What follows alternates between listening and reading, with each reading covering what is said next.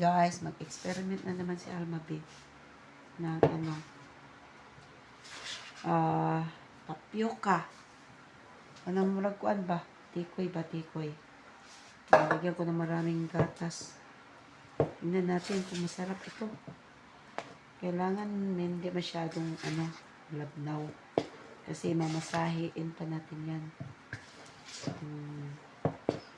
Yan. Nilagyan ko ng konting sweet potato. Mga 3 piraso lang. Kaso dapat ang daming sweet potato, no? Kasi 4 cups po ito lahat. Tingnan natin. We'll see. Yan lang po. Mix lang po. Yan man na. Sorry po. Ayan. Nakalimutan. Ayan na. Yan lang. Ito na po ang ating mixing. Minimix ko lang yung kanina. And paguy-guy lang dito sa ating what do you call this? Sesame seed. At let it stand right there before we fry it. So, mahirap po ito gawin pag ikaw lang mag-isa. Maganda marami kayo para masaya.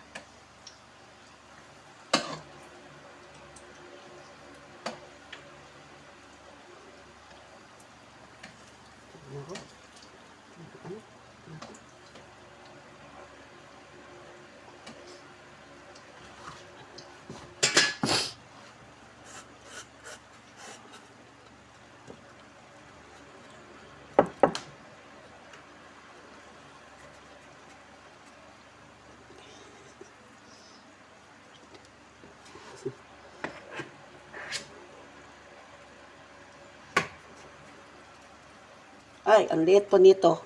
Huwag kayong gumaya nito. Ang liit. Ito po yun. Malaki na to. Dapat isang lang. Hindi na to nasusunod yung isang kutsara. Ang sukat. Siguro pag pangbenta, hindi naman to pangbenta po. Pero okay lang po. Ayan, dumami na po. Bakit naman po? Yan na po. Tayo po. Yan po. Roll mo lang konti. Lagyan mo na naman again. At let it stand right there. At ito na po ang ating lipreto. I think ito na to. Kaya nasusunog na. Pero para mabigat pa, hindi pa lumutaw. Kailangan daw lumulutaw eh. Yan, hindi man lumutaw. I guess, ito po yung kanina. Tingnan natin, no? Kung luto na, no? Kita nyo? Ito. Marami po nga ito dito. Luto na po. Kain na tayo. Orange din po kasi yung yung potato. Luto na. Kain tayo.